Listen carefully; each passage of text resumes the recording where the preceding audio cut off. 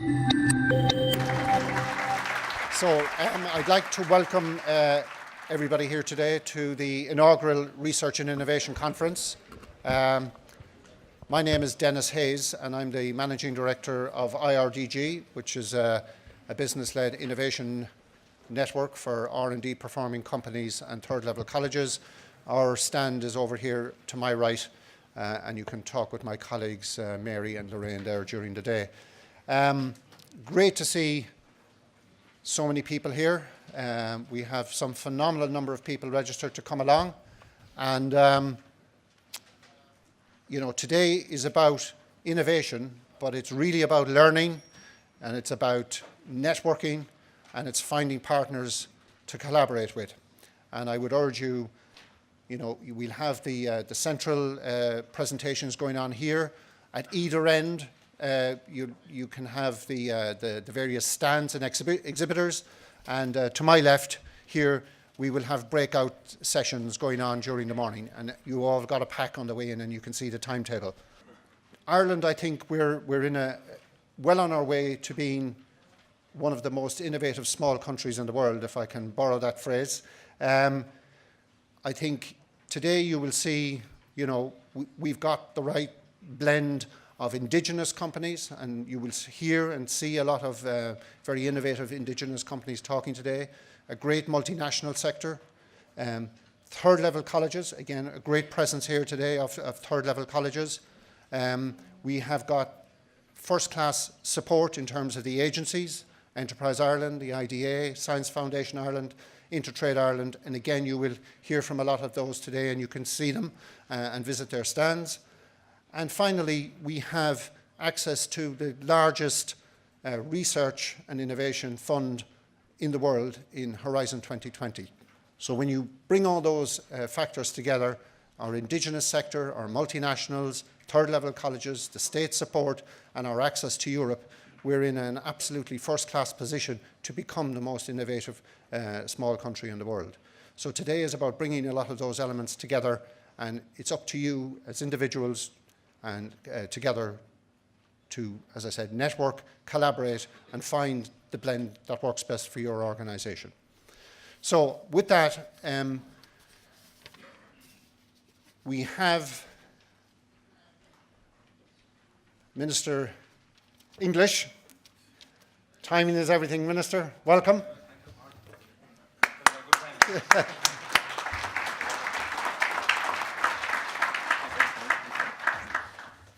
So I think, as I said, timing is everything, and I'd like to welcome Minister English, who's the Minister for Skills, Research and Innovation, and is a tremendous supporter of all the work that's going on in your organisations and in your companies. I'd like to welcome the Minister here to open the conference. Thanks, Good morning, folks. Thanks, Dennis. That's what you call the just-in-time approach. Apologies a little bit late there. We're constantly trying to research and innovate the best route to come when we come to these conferences, and I went the wrong way again this morning. Went the M1 for choice and I came across the car crash, so sorry about that. Apologies there. I'm very pleased to have the opportunity to speak with you here this morning at the inaugural Research and Innovation Conference and Exhibition 2015. I want to thank Colin Murphy and all his team at the Research and Innovation magazine and publication for your invitation and for inviting me here to do so as well. I think this is a great turnout, and it just shows the whole importance of this area. And it's an area that I believe is driving the recovery of this country. And to me, there's no doubt about that, because any company that you come across that's involved in research and development and innovation are the ones that are increasing their exports, are increasing their sales, increasing their market size, and therefore increasing their number of people they're employing as well. And to me, it certainly is driving the recovery. We want to build on that and keep that going as much as we can. I'd like to welcome everyone here this morning, and indeed I'm impressed with the vast array of companies and organisations that are represented here today, and the number of exhibitions as well. All of you are very, very important stakeholders in our successful research and innovation ecosystem in this country.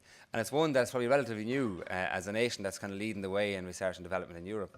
We're actually only 10 or 15 years concentrating on this area. Successive governments have recognised this as a key area to invest taxpayers' money and time in, and to work with yourselves in industry and all the stakeholders to develop that. And I believe that Ireland in the last 15 years has have moved a long way from not really being involved in the research agenda in a major way, has really made great inroads over the last probably 10, 15 years. And that's something that's really, as I said, driving the recovery and driving the jobs growth for the future. As you'll all be aware and appreciate, investment in research and development and innovation is an essential component of supporting an innovative and an enterprising economy. It assists in creating and maintaining high-value jobs and attracts, develops and nurtures business, scientists and talented people. And a lot of what we're trying to achieve through our research centres is actually to match up talented people, not just from Ireland, but from all over the world as well. And there's different initiatives there operated by SFI and Enterprise Ireland to encourage people to come from all over the world to engage in our research community and work with yourselves in industry as well. The importance of an investment in research and development and innovation to Ireland's ongoing and future economic and social development is well recognised by government. We remain very much committed to this area and research and innovation to generate the jobs and economic growth. And that is why during the last number of tough years, when there's a lot of pressure on the public finances, we've still managed to maintain the spend of the taxpayers' spend in this area in the last number of years. And in fact, 2015 budget is the first chance. There's been a small increase in the spend in this area with about 13 or 14 million. It's only a small amount, but it's actually just it shows intent that we're beginning to move in the right direction, because we do recognise this as an important area and it's to continue that funding as well. The role of government is, of course, to create the favourable conditions where enterprise, entrepreneurship and innovation can flourish and where quality employment opportunities can be grown and maintained.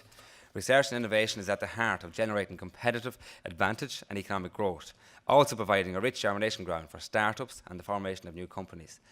A lot of new companies, you know, as I often say, it's the 3 S's. It's to start, it's to survive, and then it's to scale up.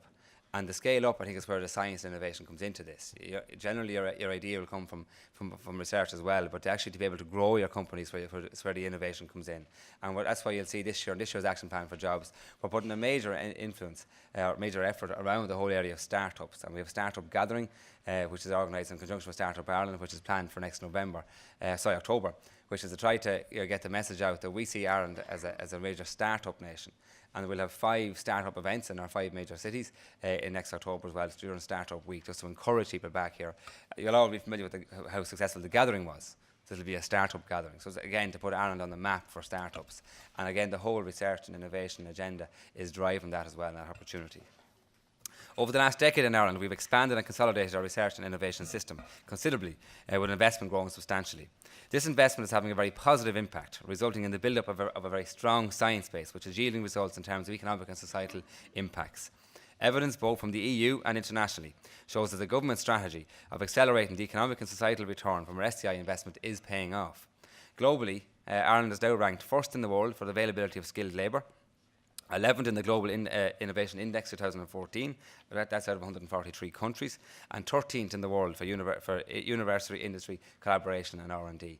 And I can see that firsthand. I took up this job back in July, and I spent a lot of time the last couple of months visiting all the research centres, visiting all our universities and colleges, just to see what's going on out there. And you can certainly feel that collaboration, and you can see it, because in every visit I go on, we meet all the different industrial players and sectors from companies that are involved now with our research community through our higher education institutes. And you can see that collaboration and that just that cooperation that probably wasn't there 10 years ago.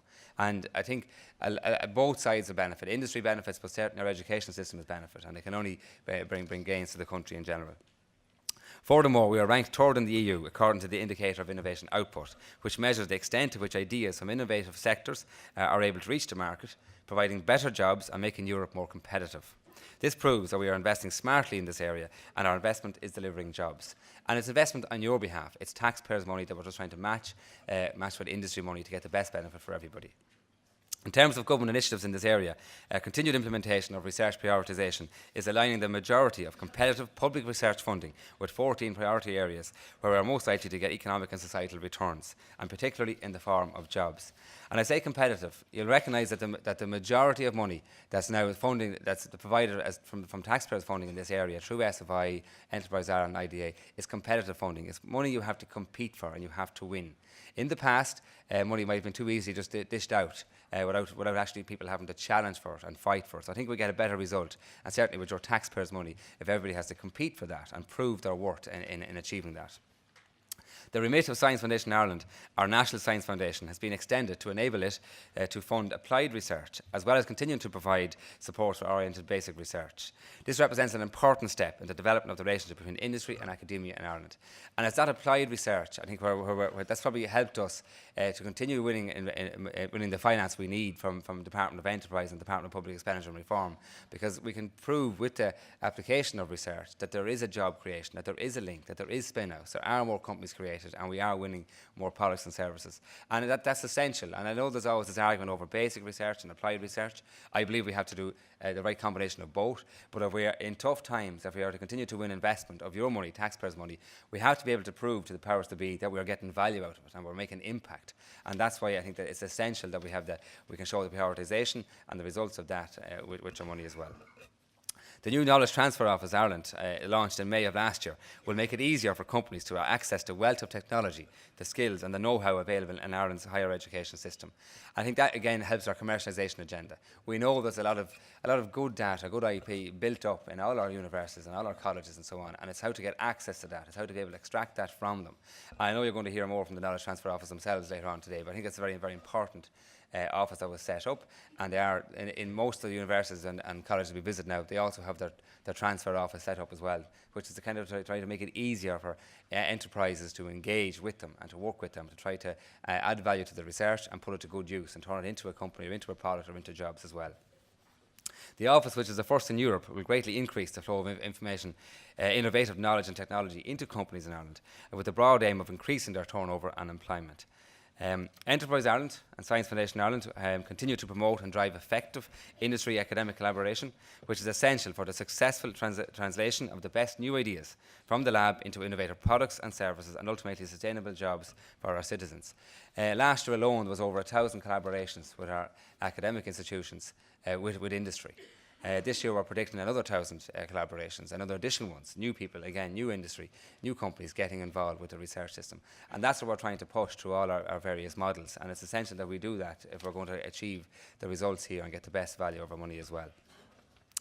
Just a way, as was an illustration, our 12 large-scale SFI research centres, which are centres that have been set up to achieve research excellence for Ireland and to have an impact on a world stage. There's over 355 million of taxpayers' money committed to them, and we've had another 150 million in from industry as well.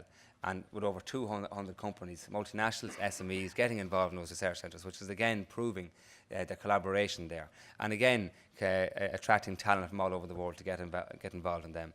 I visit a lot of these research centres, and I have no doubt that they are going to have an impact on the world stage, and they'll put Ireland up there, high on the agenda when it comes to this research and innovation and science, because we have extremely talented people here who are doing great work.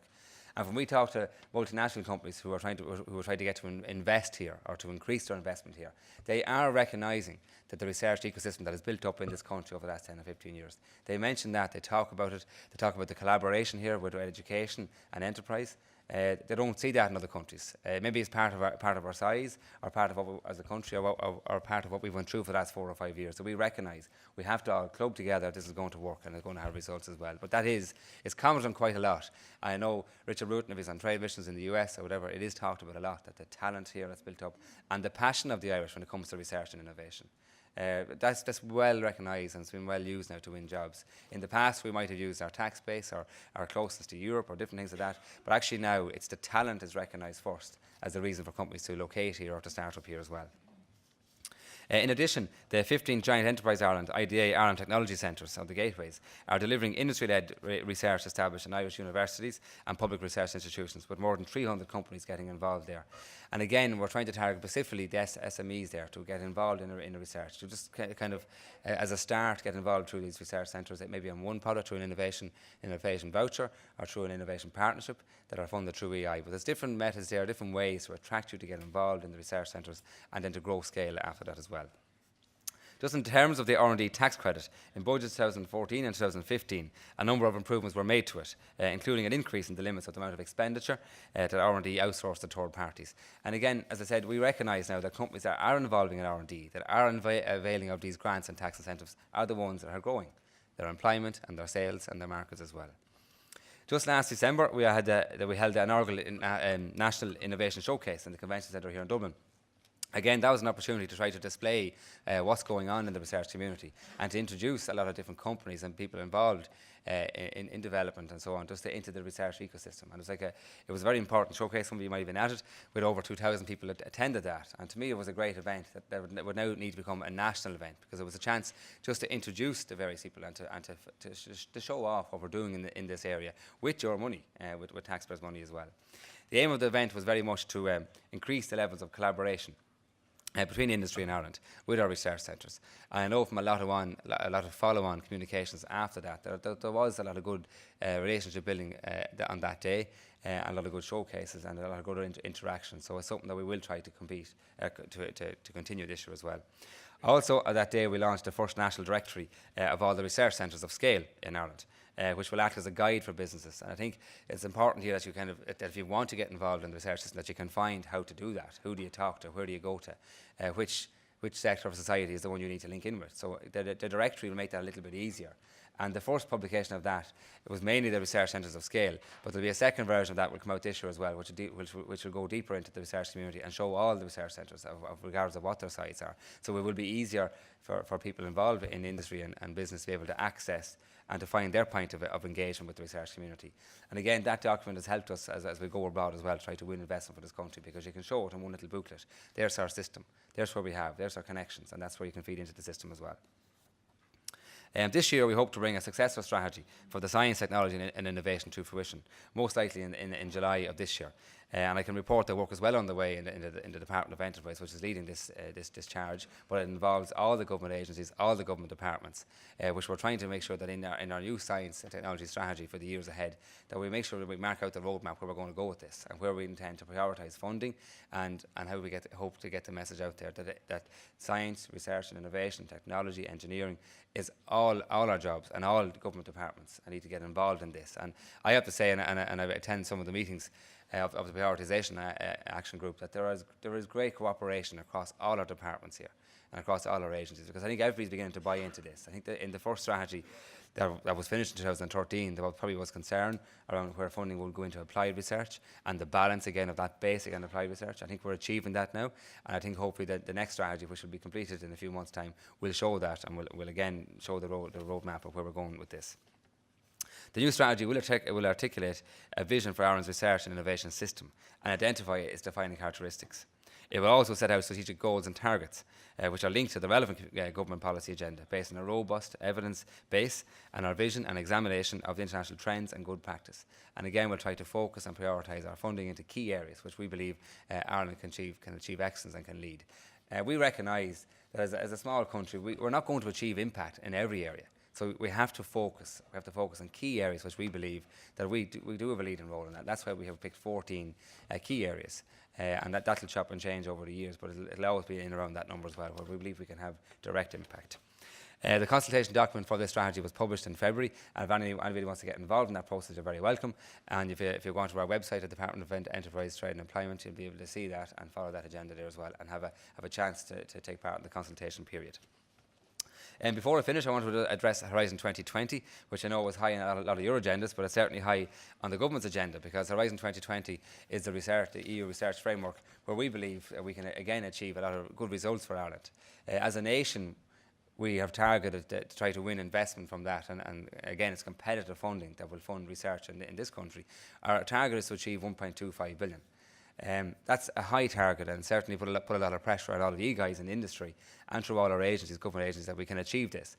But in my view, we have to achieve this. We will have invested over 900 million ourselves as a country into that. So it's important we certainly at least get that back. But I believe we can get 1.25 billion or even higher from that. Our success in previous frameworks, and FP7 was very successful. We won over 600 million through our education institutes along with industry. But if we are going to achieve that higher target of 1.25 billion, we need greater involvement from all our companies to develop, again, through our collaboration, through our research centres, to work with our community and our agencies. And Enterprise Ireland are coordinating a lot of the efforts around this. So I would ask you all to engage in that and to aim high. I know in the past some of these frameworks were difficult, and people might have been scared of them with the red tape involved in the timescale. But from talking to SMEs who got involved in the last year in Horizon 2020, they were very surprised at how the system has changed, and the red tape has been cut, and the timescale involved is a little bit less. It still takes a little bit of hard work and coordination to win this money, but it has improved a lot, and I would urge you all to get involved in this, because if we are going to achieve the high numbers for Ireland, we need to have greater industry involvement. The SME section of this over the last year we were very successful in, and we're the highest in Europe as well. And we've already won about 150 million of our target into Ireland. So I see my clock here saying I have 1 minute left. Thanks for that. But we do know we've had a good start to Horizon 2020. But if we're going to win that and win that high amount of money, we have to be very strategic in our thinking and work together in collaboration. So we have our different units. We have a high-level working group which meet on a monthly basis to target this. We're going to target 4 or 5 big wins in a strategic way. But we're going to need a lot more collaboration from yourselves as well. So I would urge you to get involved in that. And if anybody's interested, just let us know through our departments. There are different access points. There's plenty of supports there through Enterprise Ireland to make this happen. But we need you on this one, because it's a big part of our country's play for this as well. So I suppose just in short, I want to wish you well with today's conference. I can't stress enough how an important area it is here. And I want to thank Colin and all your team at the Research and Innovation magazine for your efforts in this area, for promoting it and highlighting it, because I think the more people that realise that research and innovation is alive and well in Ireland, the bigger it's going to get. We want more and more companies and people involved in this, and we'll go to great efforts to make that happen as well through government, using your money, massive industry money as well. So thanks for having me, and good luck with the years ahead as well. Thank you.